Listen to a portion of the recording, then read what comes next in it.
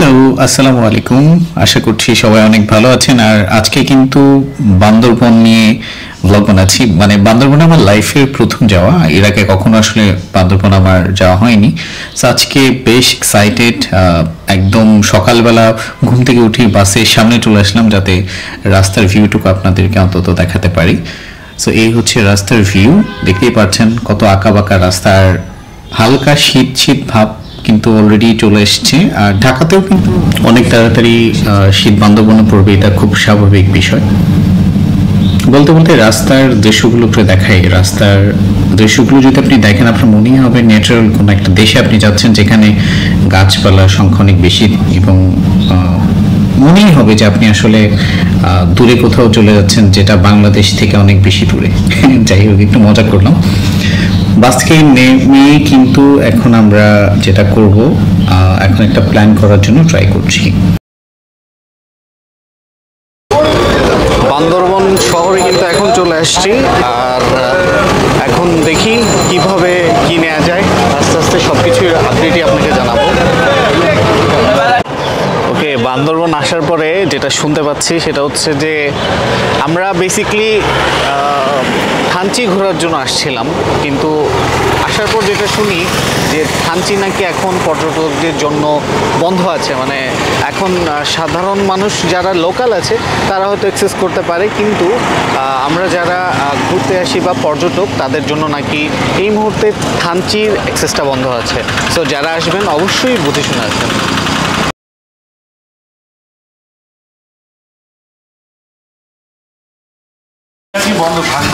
তারপর তো ভেবে নিলাম যে সকালবেলা নাস্তাটাও করা উচিত। তারপর নাস্তার দোকানে চলে গেলাম আমরা, যারা ট্যুর মেট ছিলাম সবাই মিলে। আর বড়টাকে দেখলেন কী করলো, আমার এটা করলে মোটেও ভালো লাগবে না খেতে। যাই হোক, কিছু দুষ্টু বন্ধুদের সাথে আপনাকে পরিচয় করে দিলাম। কি হয়েছে? কি করো এখানে? হ্যাঁ, দুষ্টুমি করতেছো? আরে কি হাসি রে বাবা।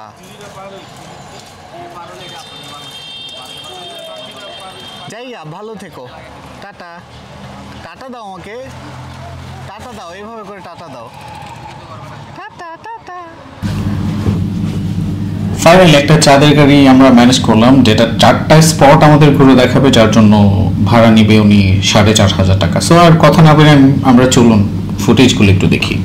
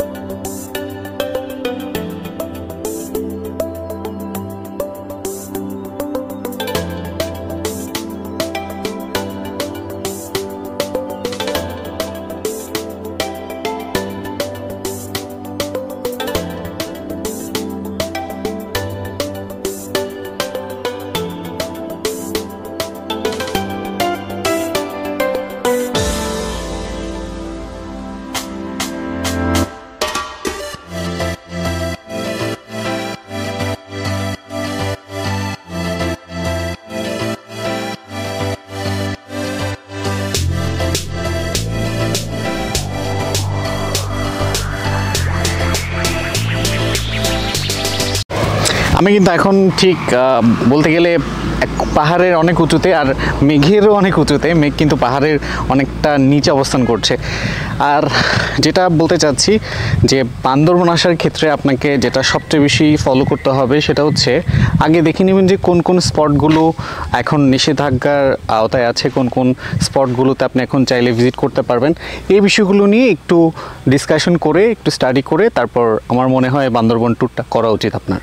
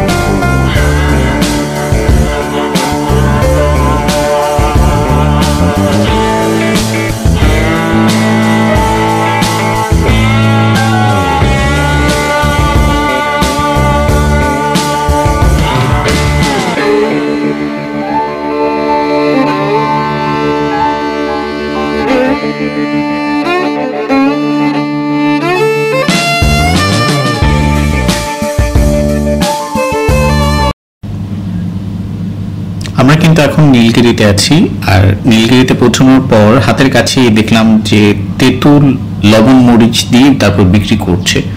তার মধ্যে থেকে তেঁতুল কিনে নিলাম। তেঁতুল নর্মালি যেরকম টক হওয়ার কথা কাঁচা তেঁতুল, ওরকমটা আসলে টক ছিল না, কিছুটা মিষ্টি টাইপের ছিল, মজা লেগেছে। এখন আমি আপনাকে যে ভিউটা দেখাবো, আমি জানি না ভিউটা দেখার পর আপনার কেমন মনে হবে বা কেমন ফিল হবে, তবে আশা করছি ভিউটা দেখার পরে আপনার ভালো লাগবে। Just look at the view.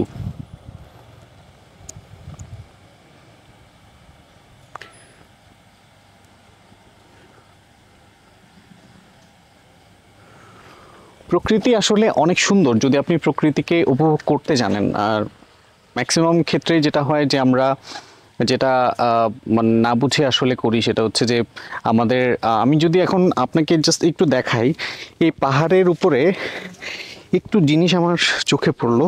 সেটা হচ্ছে যে ঠিক এই জায়গাটায় কিন্তু ময়লার একটা স্তূপ দেখতে পাচ্ছি, এই যে। তো এগুলো নিয়ে আসলে আমার মনে হয় কাজ করা উচিত।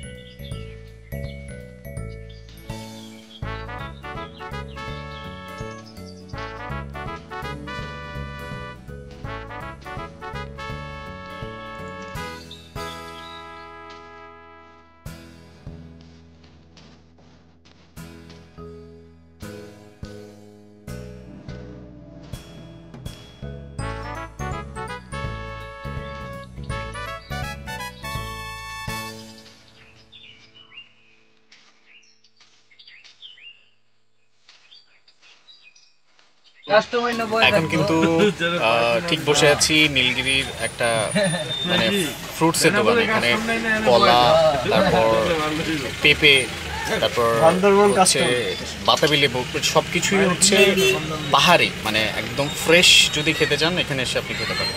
এই যে আমি একটু জাস্ট আপনাকে দেখাই, এই যে বড় বড় দাম, ছোট ছোট দাম। আর পাহাড় ঘোরা শেষ হলে কিন্তু আপনি চাইলে একটু শপিং করার জন্য পাহাড়িদের তৈরি, মানে তারা হচ্ছে নিজের হাতে সেটা হচ্ছে তৈরি করে। যেমন এখানে দেখতে পাচ্ছি চাদর আছে, কিছু থ্রি পিস দেখতে পেলাম, কিছু ব্যাগ দেখতে পেলাম। তাদের হাতে বানানো জিনিসগুলো ভালোই হবে, আপনি চাইলে কিন্তু এখান থেকে শপিং করে নিয়ে যেতে পারেন।